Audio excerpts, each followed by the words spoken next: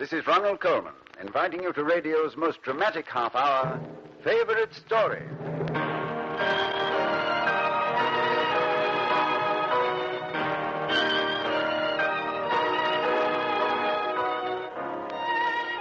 We're going to take you for a ride. No, not the kind of ride you might get from a gangster. That could be a very relaxing experience compared with what happens on this ride. You'll be accompanied by a headless horseman, the woman in white, and every moaning and groaning ghost of the eastern seaboard. As you may have guessed, our favorite story this week is Washington Irving's Legend of Sleepy Hollow. Before this half hour is over, Ichabod Crane will again shiver through the Sleepy Hollow graveyard on the most frightful mission of his life. Yes, the adventure of Ichabod Crane is one of the finest stories from the early days of this republic. And we were very happy when our good friend Walter Houston chose it as his favorite story. Walter has brought to life many of the characters of colonial days, among them Rip Van Winkle and Peter Stuyvesant in Knickerbocker Holiday. Now, are you ready? We're going to the one spot in these United States which is a collector's item for lovers of good nightmares.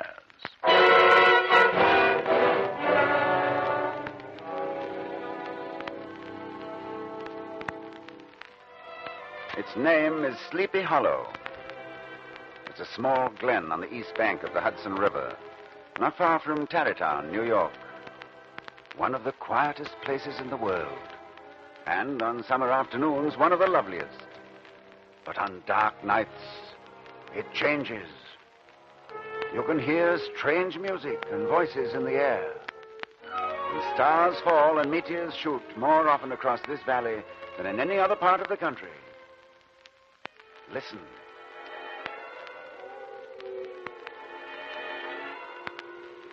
Well, maybe it's the wind. Maybe not. But folks from Tarrytown will tell you it's a British major, Andre by name, who was caught by the Americans with the wrong papers in his boots, on the wrong side of the lines. He's there to this day, all bloody with a great rent in his uniform, hanging from a tulip tree in Sleepy Hollow.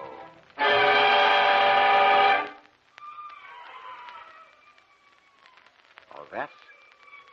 Well, it might be the sound the brook makes as it eddies past that rock. Or it might be the woman in white who perished a century ago in the snow, in the dark, in Sleepy Hollow. Why don't you visit there some night when the sky is black? It's at Raven Rock you'll find her. And if you listen well, you'll hear her soft voice wailing in the darkness. You'll hear her soft voice wailing in the darkness. But the most famous of all the legends of Sleepy Hollow concerns a Hessian soldier who, for £3.10 a month, came to this quiet valley to fight for King George III. And that sound? Well, maybe it's thunder. Maybe. Or it could be an ancient echo of a cannonball, a blast which hit that Hessian trooper in the days of the Great Revolution and carried away his head. And anybody who's been within 100 miles of this famous hollow will tell you that the Hessian trooper, the headless horseman, rides in search of his head.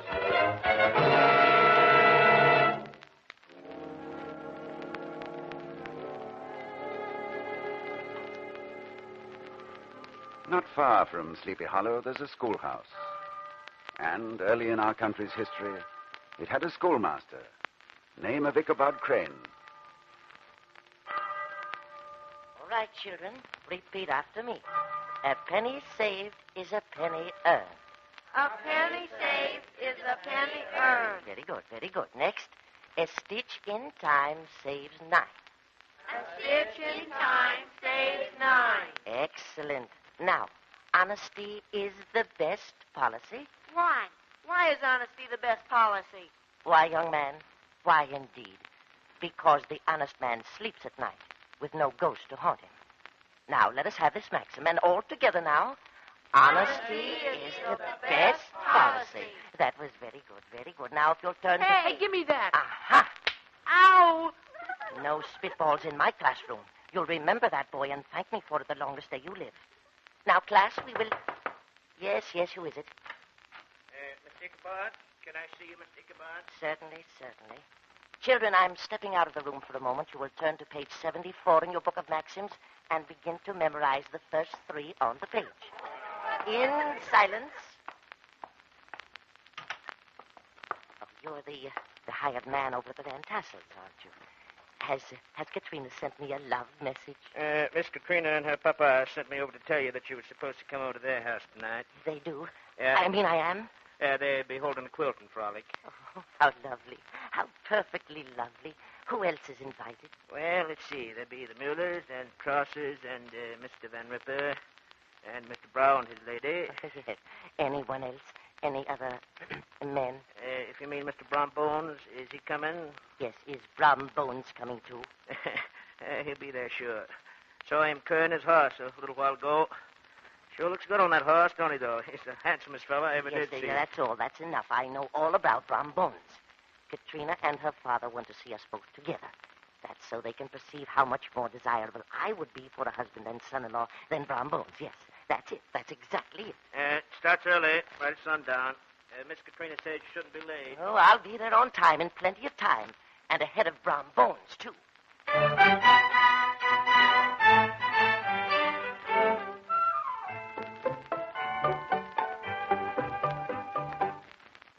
Mr. Van Ripper. Huh? Oh, you startled me, Ichabod. Oh, I'm sorry. What do you Mr. want, Van you Ripper. scarecrow?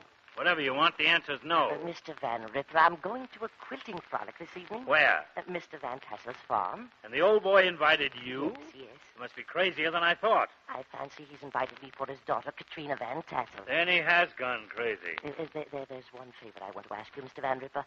I'll be returning rather late this evening, and Van Tassel's is quite far, and I should like to borrow a horse. Oh, you would? Yes. Well, my first answer would be no. Oh. But if I lend you a horse, there is the possibility that you might fall out of the saddle and break your neck, which would end the plague of Ichabod Crane in the whole countryside. So, for the possible betterment of the community, I will lend you a horse, Ichabod.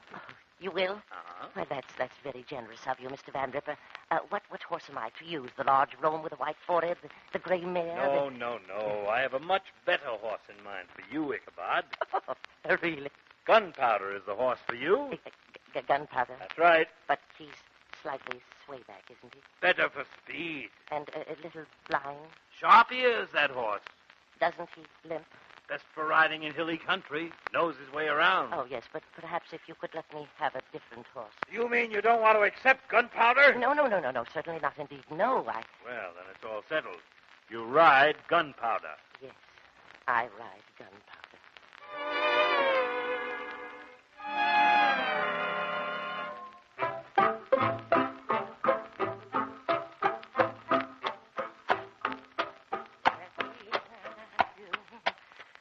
A beautiful afternoon, Gunpowder. A beautiful afternoon. Oh, steady. Oh, and tonight, Katrina Van Tassel and I will dance and eat and... do you know what else? Oh, but of course you couldn't. No. You're just a horse. Tonight, Gunpowder, I'm going to kiss Katrina. Oh, you're wrong, Gunpowder. I am. I definitely am going to kiss Katrina tonight. Oh, Katrina and I will be married. Married. Katrina and I will be married. Before the winter's up. Katrina and I will be married. And I will be rich. Yes. Nice. Yes, very nice.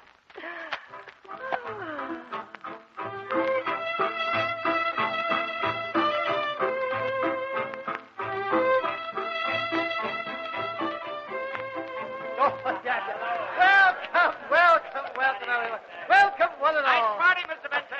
Such a nice party. Very nice of you two. Yes, enjoy yourselves, my friends. Everyone have a good time. What broiled shad? And queen cake. And ham and smoked beef. And sweet cakes and joy cakes and ginger cakes and honey cakes. And apple pies and peach pies. And pumpkin pie.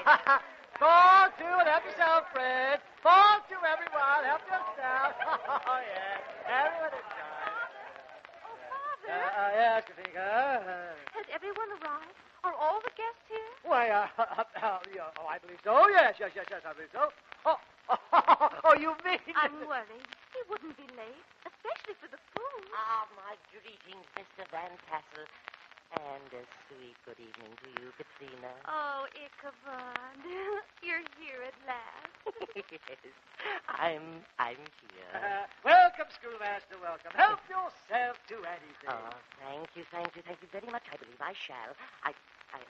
Katrina, would you join me at the table? Of course, Ichabod. Of course. Oh, thank you, Katrina. Thank you. Yes, thank you. Hello, Katrina. Well, Mr. Brombones. Good evening, Bram. Good evening. Say, Ichabod, is that yours, that thing in the stable? Oh, you mean gunpowder? Gunpowder. Gunpowder. Is that what you call him? That's right. Careful he doesn't explode, school teacher. That horse should be stuffed and put in a museum. Did he really get you here? He certainly did. He most very certainly brought me here. I'm glad you're here, Ichabod. Oh, well. Miracle. Absolute miracle. Brombones, you can't talk that way about Ichabod's horse. Hans von Ripper says there's more lurking devil in gunpowder than in any young filly in the country, and I believe him. Well, Katrina, are we going to eat? Ichabod and I are eating together. Yes, Katrina and I are eating together. Together.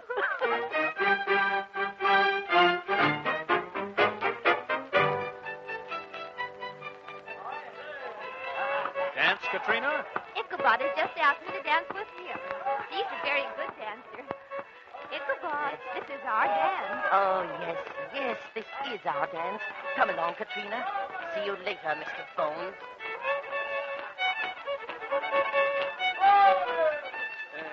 Schoolmaster's doing pretty well, Bron. Yeah. No offense. Wonder how that undernourished little suckling could dance off with the prettiest girl here. Undernourished. That school teacher has the appetite of a baby elephant. I watched him at the table, and he didn't stop until he'd completely demolished one whole hind quarter of the 2-year sow. Plump as a partridge, she is. Fresh 18. And prettiest foot and ankle in the country around. Father's rich, too. Any man marry her, do himself fine for life.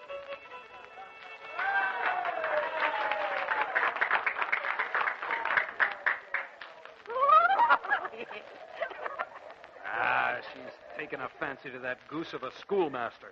Why don't you get rid of Ichabod? Kill him? I couldn't do that. There are less drastic ways of getting rid of people, but just as permanent.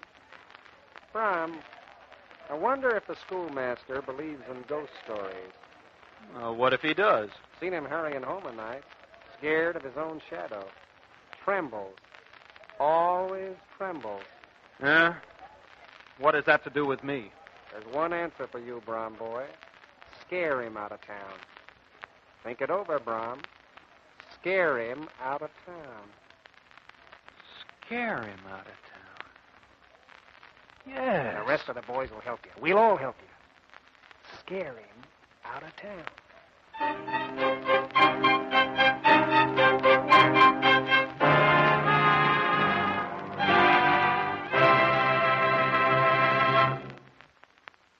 We're bringing you Walter Houston's favorite story this week, Washington Irving's Legend of Sleepy Hollow. And it brings us into intimate acquaintance with the slightly objectionable schoolmaster, Ichabod Crane. And since Ichabod is making eyes at one of the most beautiful young ladies in the neighborhood, certain envious young gentlemen from thereabouts would like to get rid of Ichabod. And they're going to work on him right now, in the sitting room of the Van Tassels.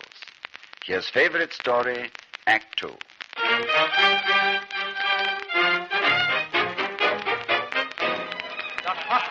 Oh, yes. Now. You know, it's all right to be with women for food, dancing, singing. But when it comes to storytelling, well, no women. Don't need women for storytelling. You, Hans, you always have a good tale to tell. Yes, Van Ripper, tell us. Yes, tell us, Mr. Van Ripper. Well, that tulip tree in the center of Hollow Road, Major Andre's tree. You know it, Ichabod? Major Andre Street, yes. I've seen him. all bloody, with a great rent in his uniform, hanging on that tulip tree. Oh, And some nights, if the wind's just right, and the air's cool, and you haven't your wits about you, you'll hear his great voice throwing out his mighty curse. Stay! Stay here with me! Forever! Forever? That's a long time. But what about the lost woman? The lost woman. Yes, at Raven Rock. You'll find her of an evening. Just as she was that night when she perished in the snow. And she comes back, oh yes, and you'll hear a soft voice wailing in the darkness, wailing in the darkness. My, what an unpleasant thing to do, isn't it? Gentlemen, there's no story to compare with the one about the headless Hessian. Headless Hessian? His body was buried in the churchyard. But every night he goes riding, looking for his head. Gallops all over the countryside. Galloping Hessian.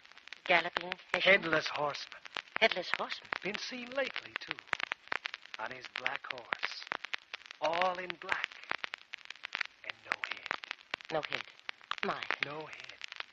Just moonlight where his head should have been. Wasn't more than 2 months ago I met this galloping Hessian. You did, Brom? He had his head with him, but he was carrying it under his arm. What did you do? Do? Why, I just looked right at him and where his head wasn't, and I told him my horse Daredevil could outrun any horse in the valley, and I offered to race him. You actually raced the headless horseman? Sure, I raced him, but he gave up, because he knew he couldn't beat my horse Daredevil. Weren't you frightened? Mr. Brombones frightened me? I'm not scared of anything. Not even of ghosts without heads? With or without a head. No ghost can scare me. I don't think I'd be frightened either.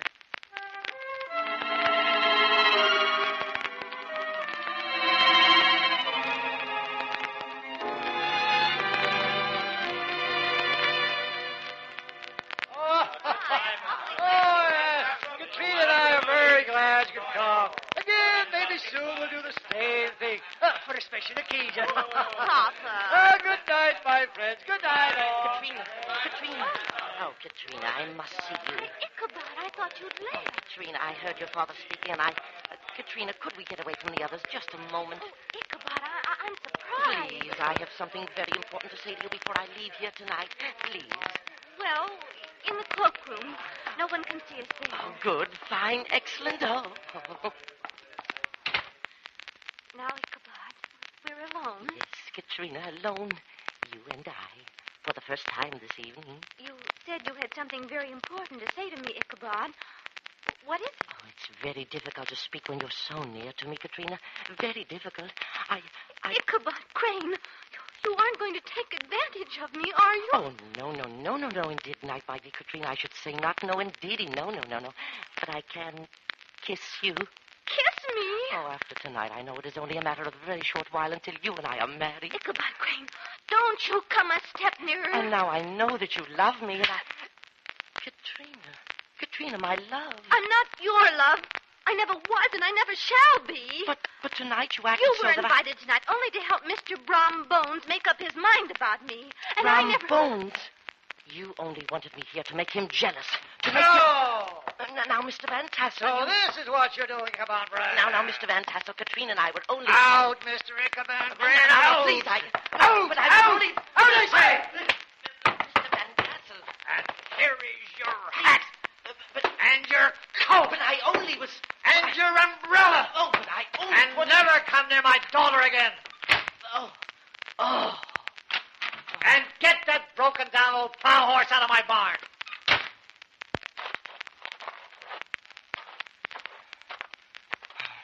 Come on, you old flea-bitten nag. We're leaving here. Well, horse, come, move. Spend all your time dreaming of mountains of corn and oats and whole valleys of timothy and clover. Oh, move. We must get home sometime tonight. Oh.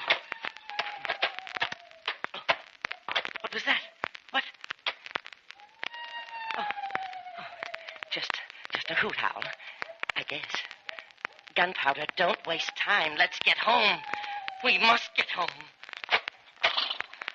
Oh, Katrina and I won't be married. Why do you stop, horse? Move, move! It's Major Andre's tree. Oh. I've seen him. All bloody, with a great rent in his uniform, hanging on that tree. Oh, gracious me. And some nights, if the wind's just right and the air's cool, you'll hear his great voice throwing out his mighty curse. Oh, dear. Stay! Stay! All you souls, stay here with me forever.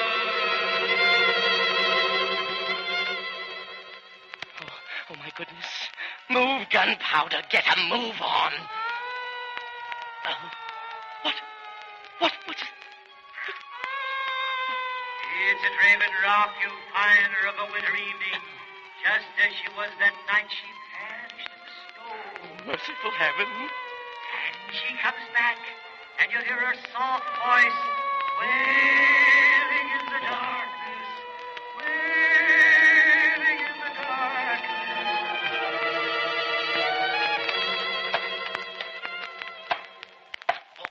Oh, move. Move, horse. Move. Oh, my goodness. We're at the churchyard. His body was buried in the churchyard, but every night he goes riding, looking for his head. Lord, protect me. I looked right at him where his head wasn't, and I told him that my horse, Daredevil, could outrun any horse in the valley, and I offered to race him. Gracious me. No head, just moonlight where his head should have been. Oh. Headless horseman of Sleepy Hollow. Oh, dear.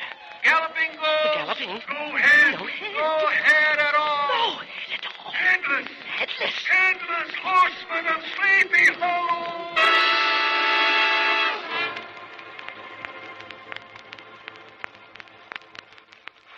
Oh, there he is. Gunpowder, if you ever lived up to your name, do it now. Gunpowder, this is no time to stand still. Move, you old bone bag. Oh, he's coming. Closer.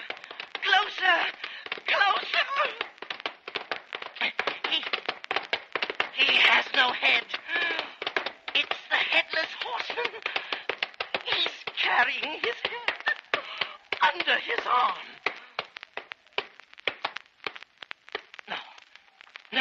No, don't throw it. If you ever were a human being, don't throw your head at me. Don't throw your head at me. Oh, no!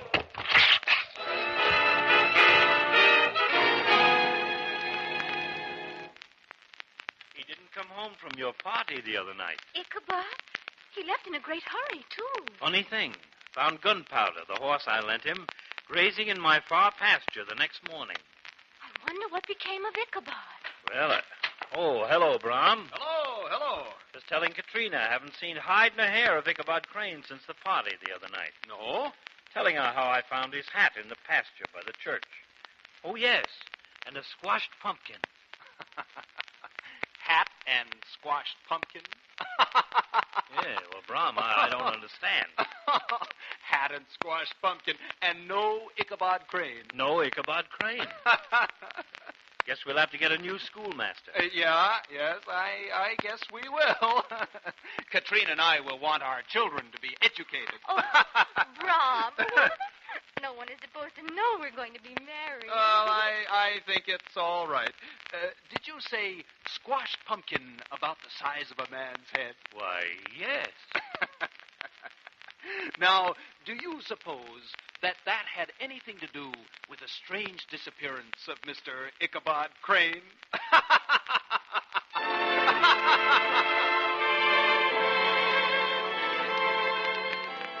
To this day, legend has it in Tarrytown, New York, that Mr. Ichabod Crane took a very sudden trip. When last seen, he was headed west in a great hurry. Nobody knows just where he stopped traveling west, but if you should drop into a schoolroom in the city of San Francisco, you might hear the children to this day saying, Honesty is the best policy. And in a school in Hawaii, an island that lies far to the west of Sleepy Hollow and Tarrytown, New York, you can hear other children say, A penny saved is a penny earned. and travelers will tell you on good authority that somewhere in a mission school in central China, about as far west as you can go before you start heading back towards Sleepy Hollow again, certain Chinese children recite this maxim. A stitch in time saves nine.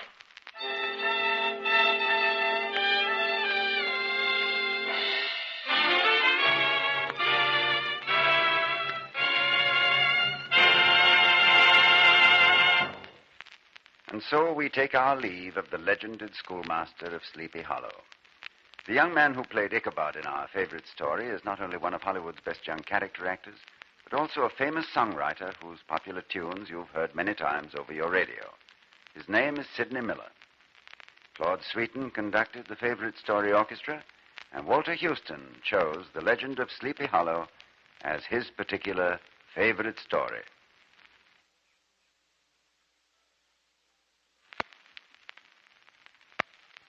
Next week, Cloak and Dagger. Yes, we have a real swashbuckler for our next favorite story broadcast. The Three Musketeers of Alexandre Dumas, chosen as the favorite story of the former heavyweight boxing champion of the world, Mr. Gene Tunney. If you tune this way next week, you'll meet the indestructible D'Artagnan and many other old friends from the pages of the Three Musketeers. We hope you'll be listening.